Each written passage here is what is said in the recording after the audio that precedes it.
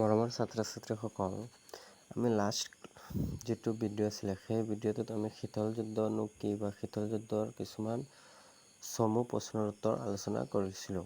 আৰু আজি আমি আৰু কিছুমান লং কুৱেশ্যনলৈ আগবাঢ়িব ওলাইছোঁ। তাৰে তোমালোকৰ আজিৰ নাম্বাৰ 1 কুৱেশ্যনটো হ'ল শীতল যুদ্ধই অস্ত্ৰৰ প্ৰচলন আৰু অস্ত্ৰ নিয়ন্ত্ৰণ দুয়োটা কামেই কৰিছিল।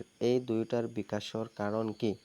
মানে যেতিয়া শীতল যুদ্ধ হৈছিলে, শীতল যুদ্ধৰ সময়ত যদিওবা যুদ্ধখন কোনো অস্ত্ৰ নোহোৱাকৈ হৈছিল, মানে যুদ্ধত কোনো অস্ত্ৰ ব্যৱহাৰ নহৈছিল, আদৰ্শগতভাৱে যুদ্ধ হৈছিল, কিন্তু এই যুদ্ধৰ জৰিয়তে বহুত অস্ত্ৰৰ যিটো প্ৰচলন সেইটো হৈছিল আৰু অস্ত্ৰৰ যি নিয়ন্ত্ৰণ সেইটো কাম একেলগে হৈ গৈছিল। এই দুয়োটাৰ বিকাশৰ কাৰণটো কি আমাক ইয়াত সুধিছে। আনচাৰটো হ'ব শীতল যুদ্ধ বুলিলে আমাৰ মনলৈ দুই মহাশক্তিৰ কথাই ভাহি আহে। সেই সময়ত সমগ্ৰ বিশ্ব দুটা গোষ্ঠীত বিভক্ত হৈ পৰিছিল। পুঁজিবাদী আমেৰিকা যুক্তৰাষ্ট্ৰ আৰু সমাজবাদী ছোভিয়েট সংঘ। দুই গোষ্ঠীয়ে যথেষ্ট হাৰত অস্ত্ৰ-শস্ত্ৰৰ উৎপাদন কৰিছিল আৰু মজুত ৰাখিছিল। ইয়াৰ উপৰি দুয়ো শক্তি গোষ্ঠীৰ হাততে মহা শক্তিশালী পাৰমাণৱিক অস্ত্ৰও মজুত আছিল। ইয়াৰ মূল উদ্দেশ্য হ'ল দুই মহাশক্তিয়ে নিজৰ নিজৰ শক্তি বিপৰীত গোষ্ঠীৰ আগত প্ৰদৰ্শন কৰা যাতে ইটোৱে সিটো গোষ্ঠীৰ প্ৰতি সদায় ভয়ভীত হৈ থাকে। কিন্তু সেয়েহে দুয়োটা গোষ্ঠীৰ মাজত পোনপটীয়াকৈ যুদ্ধৰ সূত্ৰপাতো ঘটা নাছিল। তাৰোপৰি ই দুয়ো শক্তি নিয়ন্ত্ৰণ কৰি ৰখাতো সহায় কৰিছিল। মাত্ৰ দুয়ো শক্তিৰ শক্তি প্ৰদৰ্শন কৰা হৈছিল বিশ্বত নিজৰ আধিপত্য বজাই ৰাখিবলৈ। তেনে যুদ্ধৰ সম্ভাৱনীয় পৰিৱেশত আৰু পাৰমাণৱিক অস্ত্ৰৰ মজুতৰ বাবে গোটেই বিশ্বই এক যুদ্ধৰ আকাংক্ষাত ভুগিছিল। মানে শীতল যুদ্ধৰ সময়ত কোনেও কাৰোৰ প্ৰতি কোনো এটেক নকৰিছিল, কিন্তু বিনা এটেক নকৰিও নিজে নিজৰ অস্ত্ৰ বৃদ্ধিত আগবাঢ়ি গৈছিল। আৰু যেতিয়া এক পক্ষই আন এটা পক্ষক দেখিছিল যে সিটো পক্ষই অস্ত্ৰ আগবাঢ়ি আছে, মানে সিহঁতৰ যিমান অস্ত্ৰ পাতি আছে সিমান সিহঁতে বৃদ্ধি কৰা আৰম্ভ কৰিছে, তেতিয়া আনটো পক্ষইও যুদ্ধত উপনীত হওঁতে বা সিহঁতৰ প্ৰতি কিবা কৰোঁতেও এটা ভয়ভাৱ মনত আহিছিল। আৰু সেই যিটো ভয়ভাৱ আহিছিল, ভয়ভাৱ অহাৰ ফলত সিহঁতেও নিজৰ অস্ত্ৰ বৃদ্ধি কৰা আৰম্ভ কৰিছিল। এই যিটো প্ৰক্ৰিয়া, এই প্ৰক্ৰিয়াটোৰ জৰিয়তে অস্ত্ৰ বৃদ্ধিও হৈ গৈছিল, লগতে যিটো আমাৰ কুৱেশ্যনত কৈছে যে নিয়ন্ত্ৰণো হৈছিল, মানে যিমান বৃদ্ধি হৈ গৈছিল সিমান নিয়ন্ত্ৰণো হৈছিল। নেক্সট কুৱেশ্যনটো হ'ব বৃহৎ শক্তিসমূহে সৰু সৰু ৰাষ্ট্ৰবিলাকৰ লগত মৈত্ৰী জোঁটবন্ধন কৰিছিল। তিনিটা কাৰণ দৰ্শোৱা। মানে যি বৃহৎ শক্তি, আমি শীতল যুদ্ধৰ সময়ত বৃহৎ শক্তি বুলিলেই আমি দুটা শক্তিক বুজিম। এটা হৈছিলে আমেৰিকা যুক্তৰাষ্ট্ৰ আৰু আন এটা আছিলে ছোভিয়েট ৰাছিয়া। আমেৰিকা যুক্তৰাষ্ট্ৰ আছিলে পুঁজিবাদী আদৰ্শৰ আৰু ছোভিয়েট ৰাছিয়া আছিলে সমাজবাদী আদৰ্শৰ বা সাম্যবাদী আদৰ্শৰ দ্বাৰা অনুপ্ৰাণিত। আৰু সেই বৃহৎ শক্তিসমূহেই কি কৰিছিল, সিহঁত যদিওবা বৃহৎ আছিল, সিহঁতৰ গোটেইখিনি মজুত আছিল, তাৰপিছতো কিছুমান সৰু সুৰা ৰাষ্ট্ৰৰ লগত সিহঁতে জোঁটবন্ধন কৰিছিল বা সম্পৰ্ক বজাই ৰাখিছিল। আৰু সেই সম্পৰ্ক কিয় বজাই ৰাখিছিল, সিহঁত ইমান শক্তিশালী হোৱাৰ পিছতো কিয় সিহঁতে জোঁটবন্ধন হ'বলগীয়া হৈছিল বা অন্য সৰু সৰু ৰাষ্ট্ৰসমূহৰ সহায় বিচাৰিছিল বা সৰু সৰু ৰাষ্ট্ৰসমূহত কিয় সিহঁতে সহায় কৰিছিল। তাৰে শীতল যুদ্ধৰ সময়ত দুই বৃহৎ শক্তিয়ে সৰু সৰু ৰাষ্ট্ৰবিলাকৰ লগত মৈত্ৰী জোঁটবন্ধন কৰিছিল। ইয়াৰ অন্তৰালত তিনিটা মূল কাৰণ হ'ল সেই ক্ষুদ্ৰ দেশসমূহৰ ভিন্ন প্ৰাকৃতিক সম্পদ যেনে তেল, তীখা, খনিজ সম্পদৰ ওপৰত নিয়ন্ত্ৰণ সাব্যস্ত কৰা। সিহঁতৰ প্ৰধান যে সম্পৰ্ক স্থাপন কৰাৰ প্ৰধান উদ্দেশ্য আছিল তাৰে এটা এইটোৱে হৈছে যে ক্ষুদ্ৰ ক্ষুদ্ৰ যিমানখিনি ৰাষ্ট্ৰ আছিলে সেইসমূহত যিমান প্ৰাকৃতিক সম্পদ আছে আৰু তেল, তীখা, খনিজ আছে, এইসমূহত যাতে সিহঁতৰ নিয়ন্ত্ৰণ কৰিব পাৰে, তাৰ প্ৰতি লক্ষ্য ৰাখিয়েই সিহঁতে সেই সৰু সৰু ৰাষ্ট্ৰসমূহৰ লগত সম্পৰ্ক স্থাপন কৰিছিল। নাম্বাৰ 2, সামৰিক অভিযান চলাবৰ বাবে সেই দেশসমূহৰ ভূখণ্ড ব্যৱহাৰ কৰা। সিহঁতে যেতিয়া এটা বৃহৎ শক্তিয়ে আন এটা বৃহৎ শক্তিৰ প্ৰতি যে সামৰিক যিমান আছে, সিহঁতে যেতিয়া সামৰিক অভিযান চলাব, সামৰিক অভিযান চলোৱাৰ ক্ষেত্ৰত যাতে সৰু সুৰা দেশসমূহৰ ভূখণ্ড ব্যৱহাৰ কৰিব পাৰে। মানে ফৰ চাপোজ সিহঁতে ৰাছিয়াই আমেৰিকাক এটেক কৰিব, যদি আমেৰিকাৰ ওচৰৰ এখন সৰু ৰাষ্ট্ৰৰ লগত সিহঁতৰ বন্ধুত্বপূৰ্ণ থাকে, তেতিয়া সেই ৰাষ্ট্ৰখনৰ ভূখণ্ড সিহঁতে ব্যৱহাৰ কৰিব পাৰিব। তাতে গৈ সিহঁতে তাকি ৰাছিয়াৰ প্ৰতি সিহঁতে এটেক কৰিব পাৰিব, বা আমেৰিকাই যদি ৰাছিয়াৰ প্ৰতি এটেক কৰিব বিচাৰে, তেতিয়া ৰাছিয়াৰ ওচৰৰ দেশ এখনত গৈ সি তাকি তাত ভূখণ্ড ব্যৱহাৰ কৰি তেওঁ যিটো সামৰিক সেইটো তেওঁ চলাব পাৰিব।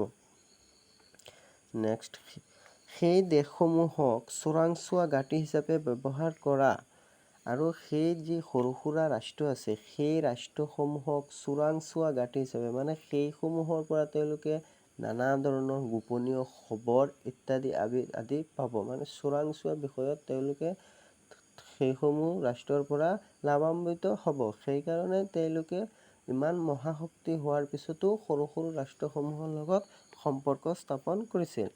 নেক্সট কুৱেশ্যনটোলৈ আমি আগুৱাইছোঁ। শীতল যুদ্ধৰ উৎপত্তি আৰু কাৰণবিলাক আলোচনা কৰা। এই যে শীতল যুদ্ধ হৈছিলে দুই মহাশক্তিৰ মাজত, ইয়াৰ উৎপত্তি আৰু কাৰণবিলাক কি কি আছিল?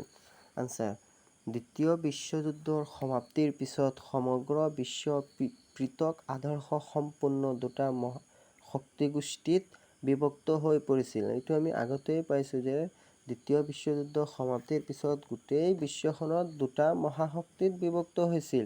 সেয়া হ'ল মাৰ্কিন যুক্তৰাষ্ট্ৰৰ নেতৃত্বাধীন পুঁজিবাদী শক্তি আৰু ছোভিয়েট সংঘৰ নেতৃত্বাধীন সমাজবাদী শক্তি। মানে মাৰ্কিন যুক্তৰাষ্ট্ৰৰ যিটো বিভাগ আছিল বা ভাগ আছিল, সেইটো ভাগৰ পুঁজিবাদী আদৰ্শ আছিল, আৰু ছোভিয়েট ৰাছিয়াৰ যিটো সংঘৰ নেতৃত্ব আছিল সেইটো সমাজবাদী শক্তি আছিল। দুই মহাশক্তিৰ মাজত পৃথিৱীত আধিপত্য প্ৰতিষ্ঠাৰ বাবে প্ৰতিযোগিতা আৰম্ভ হয়, আৰু সেই যি আদৰ্শ, যি পুঁজিবাদী আদৰ্শ আৰু সাম্যবাদী আদৰ্শৰ সংঘ আছিল বা গোট আছিল, এই গোটসমূহে নিজৰ নিজৰ শক্তি আধিপত্যৰ কাৰণে বিশ্বত লাগিছিল, বা সিহঁতৰ এটা প্ৰতিযোগিতা আৰম্ভ হৈছিল, কোনে কাৰটো খটুৱাব পাৰে। দুই শক্তিৰ হাততে বৃহৎ অস্ত্ৰ শস্ত্ৰ ভাণ্ডাৰ আৰু পাৰমাণৱিক শক্তি মজুত আছিল, আৰু তাৰ প্ৰদৰ্শনো চলিছিল। দুয়োটা মহাশক্তিৰ ওচৰত নানান অস্ত্ৰ শস্ত্ৰ আছিল। 1946 চনৰ 6 আগষ্ট তাৰিখে মাৰ্কিন যুক্তৰাষ্ট্ৰই জাপানৰ হিৰোশ্বিমা, 9 আগষ্ট তাৰিখে নাগাচাকিত আণৱিক বোমা নিক্ষেপ কৰে আৰু সামৰিক ক্ষমতা বাহুল্য প্ৰদৰ্শন কৰে। এইটো একদম ইম্পৰ্টেণ্ট কুৱেশ্যন, আমি আগতেও আলোচনা কৰিছিলোঁ। এই সময়লৈকে ছোভিয়েট সংঘৰ হাতত আণৱিক শক্তি নাছিল। এই ঘটনাৰ দুটা মহাশক্তিৰ মাজৰ পাৰস্পৰিক সংঘ আৰু বিশ্বাসহীনতাৰ মনোভাৱ প্ৰদৰ্শন কৰে। ইয়ে শীতল যুদ্ধৰ আৰম্ভণি ঘটায়। মানে যেতিয়া 6 আগষ্ট আৰু 9 আগষ্ট মাৰ্কিন যুক্তৰাষ্ট্ৰই জাপানৰ হিৰোশ্বিমা আৰু নাগাচাকিত আণৱিক বোমা নিক্ষেপ কৰিছিল, তাৰ পিছৰ পৰাই ছোভিয়েট ৰাছিয়াই তেওঁলোকৰ মহাশক্তিৰ বৃদ্ধি কৰা আৰম্ভ কৰিছিল, মানে বেছি বৃদ্ধি কৰা আৰম্ভ কৰিছিল, আৰু সেইটোৰ পৰাই শীতল যুদ্ধৰ উৎপত্তি হৈছিল। গতিকে শীতল যুদ্ধৰ উৎপত্তিৰ মূল কাৰণসমূহ হ'ল, শীতল যুদ্ধ কিয় হৈছিল বা তাৰ মূল কাৰণসমূহ। নাম্বাৰ 1 হ'ব দুই মহাশক্তিৰে বিশ্বত আধিপত্য স্থাপনৰ বাবে কৰা চেষ্টা আৰু সংঘাত। দুটা যি মহাশক্তি আছিল, সেই মহাশক্তি দুটাই গোটেই বিশ্বত যাতে সিহঁতৰ যি আধিপত্য আছে সেইটো যাতে স্থাপন কৰিব পাৰে বা সেইটো যাতে বিস্তাৰ কৰিব পাৰে, তাৰ প্ৰতি এটা সংঘাত সৃষ্টি হৈছিল, আৰু সেই সংঘাতটোৱেই শীতল যুদ্ধৰ মূল কাৰণ আছিল। নেক্সট পইণ্ট, দুই মহাশক্তিৰ মাজৰ পাৰস্পৰিক সংশয় আৰু বিশ্বাসহীনতাৰ মনোভাৱ। যি পাৰস্পৰিক সিহঁতৰ মাজত আছিলে, বিবাদ আছিলে আৰু বিশ্বাসহীনতা আছিলে, সেইটো এটা শীতল যুদ্ধৰ কাৰণ হয়। দুই মহাশক্তিৰ বিপৰীত ৰাজনৈতিক মতাদৰ্শ। সম্পূৰ্ণ দুয়োটাৰ যি ৰাজনৈতিক মতাদৰ্শ আছিল সেয়া সম্পূৰ্ণ পৃথক পৃথক আছিল। মাৰ্কিন যুক্তৰাষ্ট্ৰৰ আছিল পুঁজিবাদী, ছোভিয়েট ৰাছিয়াৰ আছিল সমাজবাদী। সেয়েহে এইটো এটা যি মতাদৰ্শ ৰাজনীতিক সেইটো পৃথক হোৱাৰ কাৰণে সিও এটা শীতল যুদ্ধৰ কাৰণ হয়। দুই মহাশক্তিৰ হাতত পাৰমাণৱিক শক্তিৰ মজুত আৰু প্ৰদৰ্শন আদি। যেতিয়া দুয়োটা মহাশক্তি লাহে লাহে সিহঁতৰ মাজত অস্ত্ৰ পাতি বা পাৰমাণৱিক শক্তি মজুত কৰি ৰাখিছিল, তেতিয়াও এইটো এটা শীতল যুদ্ধৰ কাৰণ আছিল।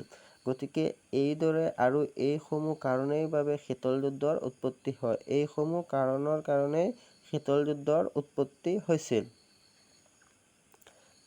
নেক্সট কুৱেশ্যন, শীতল যুদ্ধকালীন সময়ছোৱাত গোষ্ঠী নিৰপেক্ষ আন্দোলন নামৰ ভূমিকা আলোচনা কৰা। একেবাৰে বহুত গুৰুত্বপূৰ্ণ প্ৰশ্নটো হয় যে শীতল যুদ্ধ যেতিয়া চলি আছিল তেতিয়া এটা নাম যিটো আমি আগত পঢ়িছিলোঁ নন এলাইন মুভমেণ্ট মানে গোষ্ঠী নিৰপেক্ষ আন্দোলন, এইটোৰ ভূমিকা কি আছিল?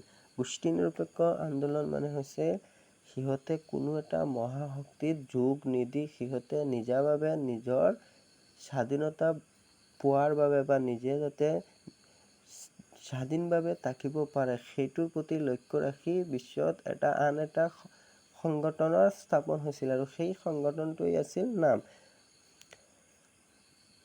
আনচাৰ, শীতল যুদ্ধকালীন সময়ছোৱাত গোষ্ঠী নিৰপেক্ষ আন্দোলনৰ ভূমিকা গুৰুত্বপূৰ্ণ। 1961 চনত বেলগ্ৰেডত এই আন্দোলনৰ প্ৰতিষ্ঠা হয়। শীতল যুদ্ধ আৰু দুই মহাশক্তিৰ পৰা আঁতৰত থাকি নিৰপেক্ষতা অৱলম্বন কৰিব বিচৰা ৰাষ্ট্ৰসমূহ একত্ৰিত হৈ এই আন্দোলনৰ জন্ম দিছিল। কিন্তু গোষ্ঠী নিৰপেক্ষ আন্দোলনৰ অৰ্থ আন্তৰ্জাতিক ৰাজনীতিত এক সুবিধাজনক নিৰপেক্ষ অৱস্থান কৰা নহয়। অৰ্থাৎ আন্তৰ্জাতিক ৰাজনীতিত সংঘটিত কোনো ঘটনাৰ ক্ষেত্ৰত এই দেশসমূহে কোনো অৱস্থান নকৰিব। গোষ্ঠী নিৰপেক্ষ আন্দোলনৰ তেনে কোনো লক্ষ্য নাছিল। এই আন্দোলনৰ মূল লক্ষ্য আছিল মহাশক্তিৰ কবলৰ পৰা নিজকে মুক্ত ৰাখি স্বাধীনভাৱে দেশীয় আৰু বৈদেশিক নীতি তথা স্বাৰ্থ নিৰ্ণয় কৰা। যিটো গোষ্ঠী নিৰপেক্ষ আন্দোলন আছিল সেই গোষ্ঠী নিৰপেক্ষ আন্দোলনটো 1961 চনৰ বেলগ্ৰেডতে ইয়াৰ যিটো প্ৰতিষ্ঠা কৰা হৈছিল বা তাৰ যিটো প্ৰথম সন্মিলন সেইটো বেলগ্ৰেডতে হৈছিল 1961 চনত। আৰু সিহঁতৰ মূল উদ্দেশ্য আছিল সিহঁতে কোনো এটা মহাশক্তিৰ ওচৰত নাযাব বা কোনো এটা মহাশক্তিত সিহঁতে যোগ নিদিব। যি দুটা বিশ্বত তেতিয়া যি দুটা মহাশক্তি আছিল ৰাছিয়া আৰু মাৰ্কিন যুক্তৰাষ্ট্ৰ, সেই দুয়োটাতেই সিহঁতে যোগ নিদিব। সিহঁতে যিসমূহ ৰাষ্ট্ৰত যোগ নিদিব সেই ৰাষ্ট্ৰসমূহক লৈ নিজকে এটা মঞ্চ সিহঁতে প্ৰতিষ্ঠা কৰিব বিচাৰিছিল। সেই নাম যিটো মুভমেণ্ট আছিল সেইটোৱে। আৰু এই আন্দোলনৰ মূল লক্ষ্য আছিল মহাশক্তিৰ কবলৰ পৰা নিজকে মুক্ত ৰাখি স্বাধীনভাৱে দেশীয় আৰু বৈদেশিক নীতি তথা স্বাৰ্থ নিৰ্ণয় কৰা। ইয়াৰ মূল লক্ষ্য আছিল যে নিজাভাৱে কোনো শক্তিশালীৰ ওচৰত নগৈ নিজাভাৱে নিজৰ যি বৈদেশিক আৰু দেশীয় নীতি আছে সেইসমূহ ৰূপায়ণ কৰা। গোষ্ঠী নিৰপেক্ষ আন্দোলনে কোনো এক নিৰ্দিষ্ট মতাদৰ্শক প্ৰতিনিধিত্ব কৰা নাছিল আৰু কোনো পৰিস্থিতিতো কোনো সামৰিক মিত্ৰজোঁটৰ অংশীদাৰ হ'ব বিচৰা নাছিল। এই দুই মহাশক্তিৰ মাজত এক স্বতন্ত্ৰ অৱস্থান গ্ৰহণ কৰি শীতল যুদ্ধৰ উন্মাদনা হ্ৰাস কৰাত এই আন্দোলনে গুৰুত্বপূৰ্ণ ভূমিকা পালন কৰিছিল। তাৰোপৰি গোষ্ঠী নিৰপেক্ষ আন্দোলনৰ বহু সদস্য ৰাষ্ট্ৰ যেনে ভাৰতে দুই মহাশক্তিৰ মাজত সৃষ্টি হোৱা সংঘাতৰ পৰিণতিত যাতে যুদ্ধৰ সূচনা নহয় সেই ক্ষেত্ৰত দুই মহাশক্তিৰ মাজত মধ্যস্থতাকাৰী ভূমিকাও পালন কৰিছিল। শীতল যুদ্ধৰ কালছোৱাত গোষ্ঠী নিৰপেক্ষ আন্দোলনে সুবিধাজনক নিৰপেক্ষতা নীতি অৱলম্বন কৰাৰ পৰিৱৰ্তে সক্ৰিয়ভাৱে শান্তিপূৰ্ণ আৰু নিৰাপদ বিশ্ব ৰাজনীতি গঢ়ি তোলাৰ ক্ষেত্ৰত গুৰুত্বপূৰ্ণ ভূমিকা পালন কৰিছিল। আমি একেবাৰে চমুকৈ ক'বলৈ গ'লে ক'ব পাৰোঁ যে গোষ্ঠী নিৰপেক্ষটোত শীতল যুদ্ধৰ সময়ত তাৰ ভূমিকা আছিল যে গোষ্ঠী নিৰপেক্ষৰ অধীনত যিমানসমূহ ৰাষ্ট্ৰ আছিল সেই ৰাষ্ট্ৰসমূহে কোনো এটা মহাশক্তিৰ ওচৰত যাব বিচৰা নাছিল বা সিহঁতে নিজে থাকি নিজৰ যি বৈদেশিক নীতি আছে আৰু সেইসমূহ নিজে বাস্তৱত ৰূপায়ণ কৰিব বিচাৰিছিল। মানে যদি সিহঁত কোনো এটা মহাশক্তিৰ ওচৰত সিহঁতে গ'লে হয় তেতিয়াহ'লে সিহঁতে যদি ৰাছিয়াত গৈ সিহঁতে চামিল হৈ গ'লে হয়, তেতিয়া ৰাছিয়াৰ দিশটো কটা গ'লে হয় বা ৰাছিয়াক ডমিনেণ্ট কৰিলে হয়। কিন্তু যেতিয়া সিহঁতে নিৰপেক্ষভাৱে মানে আমি কাৰো ওচৰত নাযাওঁ আৰু কাকো আমি হেট নকৰোঁ, এইটো অৱস্থান সিহঁতে কৰিছিল। আৰু এইটো অৱস্থান তাৰেই আমাৰ ভাৰত হৈছে এটা গুৰুত্বপূৰ্ণ উদাহৰণ। আমাৰ ভাৰতেও নামত অংশগ্ৰহণ কৰিছিল, নামৰ সদস্য ৰাষ্ট্ৰ হয়। ইমানখিনিতে আজিৰ ভিডিঅ'টো সমাপ্ত কৰিছোঁ।